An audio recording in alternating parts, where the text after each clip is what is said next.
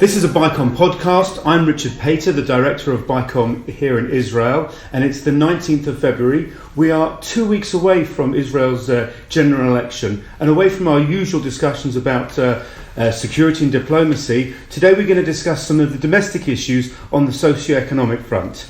I can think of no better expert than Professor Avi Weiss, of the President of the Taub Center for Social Policy and Social Policy Studies here in Israel. It's the leading socio-economic think tank and is apolitical, non-partisan, giving advice to the government and recommendations within the sphere of socio-economic policy. Professor Weiss himself is an expert in applied economics and industrial organization, and in the past has served as the chief economist in the Israeli Antitrust Authority, as well as the chairman of the economics department in Bar-Ilan University. Professor Weiss, thank you very much for joining me. It's a pleasure to be here. If I can ask, in the context of the elections, what are the economic costs of the repeat elections and the political paralysis that we've had over the last year? Well, of course, there's the direct cost of the elections. They are not cheap in and of themselves to run the entire election campaigns, and the number of people needed in order to be able to cover the polls and everything else that's needed. You know, you're talking about many hundreds of millions of shekels, which is a significant cost in a country that could use that money for other types of uses. And of course, this is our third within a little bit, just about a year. That's a lot by any standard. That's a lot, and we don't even know that this is going to end it, because we don't know that the results of this election are going to come out much different than the others. So there is that direct cost. There's the indirect cost, of course, in that in Israel the election day is a day is a sabbatical. People don't work on that day, and as a result, there's the lost income from the people who aren't working on that day. There are many other costs, though, because there's the whole issue of being in a fiscal year, in which we haven't actually passed a budget. The result of not having a budget is that you're basically using a budget based on last year's budget, which means that new plans really can't be made, that the big changes can't be made, and that has a general effect on the entire economy and the ability of different types of committees to work. So some types of committees will, not be able to get their work done because they just don't have the budget in order to do that. So it does have all kinds of costs. I don't have an estimate of how much that's going to cost the economy, but it is a cost, and you really do need to get this over with. Are there particular sectors that are affected by kind of the lack of fiscal planning? I think it's really just across the board. I don't think it's anything very specific to one or the other, but it's just everywhere is feeling it.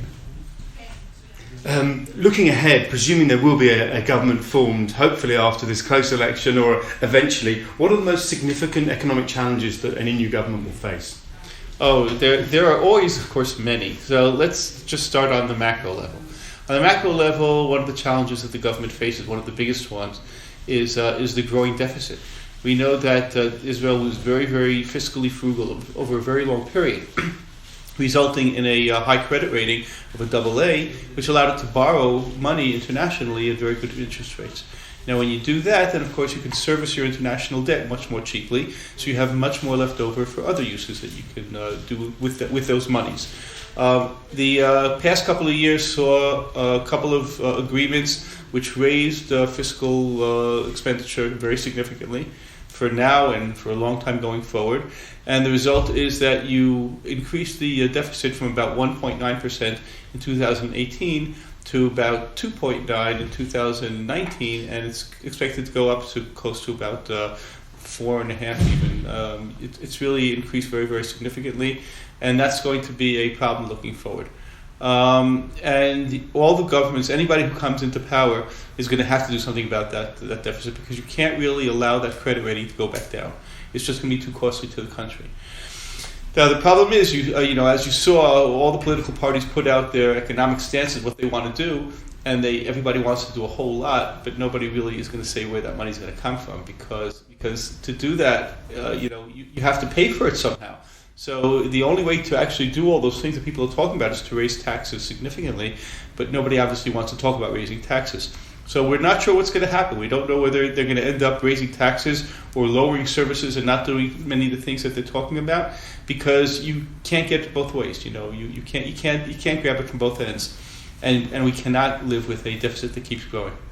So let's go on to I guess you go to employment on the other end.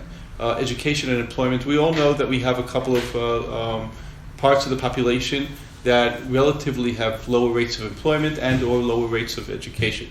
So if you start with the ultra-Orthodox in Israel. So the ultra-Orthodox, or the Haredim in Israel, we know that the men tend to not get a good education past 6th grade. They're not studying math, they're not studying languages, they're not studying computers, they're not studying sciences. They're basically just studying religious studies. The result is that those who do eventually want to get into the labor force have very low marketable skills. And the result of that is that their ability to actually get reasonable salaries or to contribute to the country from a productivity perspective is going to be very, very limited. Some of them will go and get training later on, but not everybody can do that. And that's hard to do at a later age, especially languages, especially learning English for the first time at the age of 25 is a very difficult point to start that at, especially when you already have a family and kids, and it's very, very hard to do. We know that their employment rate is very, very low.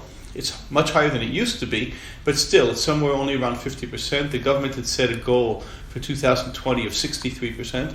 They're nowhere near that goal. So that's a real challenge that faces the economy, and especially with the Haredi population being a population that has a lot of children, that is growing, that's a problem that will become worse unless you have a change going on there. And there is some change happening. There are more types there's a lot of work going into trying to give them better training, trying to get them better off, but it's still very, very too early to see whether it's going to have that much of an effect with respect to the Haredi men. So that's one of those we're going to have to wait and see what happens. The one that we less have to wait and see what happens is the Arab Israeli women. Arab Israeli women, the government had set a goal of 41%. They had been at 20% back in 2003. 25% when that goal was set in 2010, but the goal was for 41%. They're currently very close to 40%. So it looks like the goal of 41% in 2020, if not completely reached, will be very close to being reached. And that's really a wonderful, wonderful outcome. And the goal set for the next stage is over 50%. So we expect that to happen also, because the level of education and the types of education that the Arab Israeli women are getting has improved very, very significantly. The difficulty there is employment afterwards, because there are difficulties for Arab Israelis to get into parts of the high-tech industries, in particular the security parts of that. So a company like Rafael that deals in direct security will not take anybody who is not in the Israeli army, and therefore their ability to get jobs there don't exist. Now that's a set of plants that exist up in the north of the country where most of them are located. So that's actually reasonable type of employment for them, but they can't get that. There are also issues of questions of discrimination against Arab Israelis in terms of employment opportunities. That's something that will probably exist a lot less in big firms than in small firms, but can also limit the amount of opportunity available to them. So the challenge there is creating opportunities of employment in areas that are close to the places that they live. So putting together employment centers for even high-tech type of employment centers inside of the villages in the north of the country, which will allow for the opportunities to be there, that people will see that, if I go and get these studies, if I go and work hard during my elementary school, during high school, and learn computers and learn mathematics and learn sciences, I will have a really good possibility of getting a good job afterwards. That's going to be super important to that. And the success of that will eventually affect the Arab Israeli men also, the young men. The problem in the Arab Israeli with Arab Israeli men is a different type of issue. The issue is not that they're not working; it's that the types of jobs that they're doing tend to be in a lot of construction, a lot of manufacturing, which are very, very physically difficult, a lot of wear and tear. And the result of that is that they tend to retire at early ages. So therefore, they're getting an income, they're working, but at young ages, and then they're leaving early. So that actually affects them. Obviously affects them towards their pension, towards the entire period of their not working anymore, and affects their families very greatly. So the ability to integrate more modern types of works, more high-tech type of works into that population also is something that can free that up and allow them to work, the same lifespan as other people tend to work. So those are a few of the challenges. If you were to move over to the health sector, you might move over to the situation with respect to the number of beds inside of Israel in hospitals. The number is at the very, very, very low end of other developed countries. It's all the way at the bottom. I think second from the bottom, and in OECD countries. And while there is some sense in that, because Israel is a younger population than you have in most other countries, so therefore correcting for that, it's not quite as extreme as without correcting for that. But still, the number is low. And one of the things that you find if you look at Israeli hospitals is that they look like they're really efficient, because the occupancy rates are really high. The last number I saw was 94%. It was up at 96%. That's one of the highest in all the developed countries. So there aren't empty beds inside the hospitals. And the other thing is that the length of stay, the average length of stay, is one of the shortest inside of the OECD countries. It's a little bit over 5 days. And that means that people are being released quickly. Well, that sounds great, but we know that diseases are cyclical during the year, that people get sicker during the winter, they get more pneumonia and more flus and things along those lines. Especially elderly need to be able to admit to the hospital when they're in not good shape. And now if you had empty beds, you would have where to put them. If you had people staying for a long time, you'd be able to let people go maybe more quickly and have where to put the people who come into the hospital. But when you have neither one of those happening, then basically you end up with a situation where you have difficulty finding a place for somebody who needs to be hospitalized. So you end up with a lot of people inside of the emergency rooms for a long time, and you end up with a situation where people are being housed in hallways, because that's where they can find room to put a bed for somebody. So those are difficulties within that sector. If you move a little bit towards, I know I'm giving you a lot, but that's okay. You asked a big question, sure. So it's your own fault. To quote Tom Lehrer, if you didn't want me to start, you should. If you didn't want to hear this all, you should never have let me begin. If you look at education, the education sector, so what you're seeing is the latest of something that's very concerning, very. Nobody knows where this came from. The latest PISA exams. The latest PISA exams showed a widening gap between the Jewish and the Arab populations, with the Jewish population actually being above the OECD mean, but the Arab population not just being below, being a lot below, and dropping very significantly. And that's very worrisome, and nobody knows why that's happening, in particular because it flies in the face of everything else that's been going on. We know that there's been actually an improvement in education results aside from the PISA exam in the Arab Israeli sector, that more are graduating, more matriculating, getting the Bagrut, more getting the Bagrut at the level that can get them into college, more going to college and university. They're going more into other subjects, not just education anymore. They're going into other things also. So you see a lot of improvement going on, and then suddenly these latest results really hit everybody. It took a lot of people by surprise. And I haven't really heard any really good explanation about why it's so different than the other types of exams. Is this just a one-off annual survey, or is it part of a trend? Well, there has been a trend there is definitely a trend in that the PISA exams that the Arab population is doing worse than the Jewish population is doing. But this particular fall was particularly sharp. And that was what you had. The average grades increasing for a long time until about 2014 or 2015, and then it started going down a little bit. And just this last one was a big fall in the Arab Israeli society and Arab Israeli students. And you're not sure why that actually happened.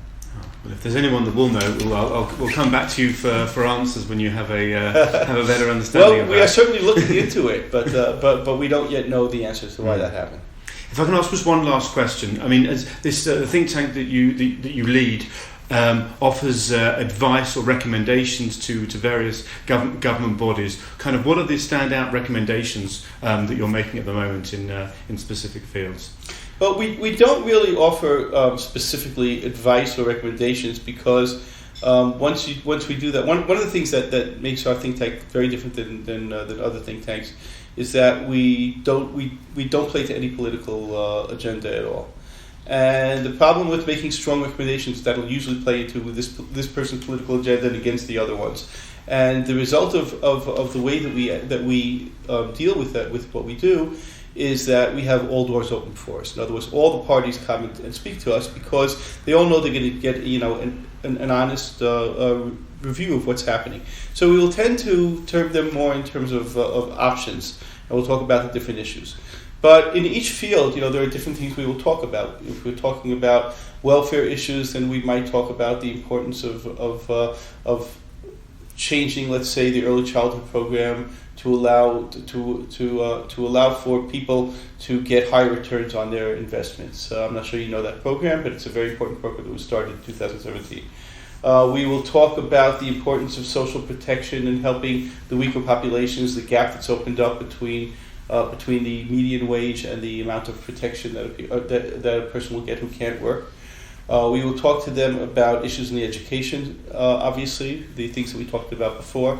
We'll talk to them about the hospital situation and mention that there are big gaps in between the different areas in Israel with respect to how many hospital beds are available per 100,000 people, or how long it takes to get to a facility where you can get medical assistance. And we'll talk about those differences and try to direct them and say, so if you look at the things people are talking about starting new hospitals, they understand that it might be more important to start them in the north and the south than to put another hospital where you already have a lot of hospital beds existing. So in each and every field, it will be different issues, and of course, the issue of the deficit is something we talk to them a lot about, and also the issues of competition in Israel, which includes opening up the market to more competition from outside of Israel. Fascinating, Professor Weiss. Thank you very much indeed. Always a pleasure.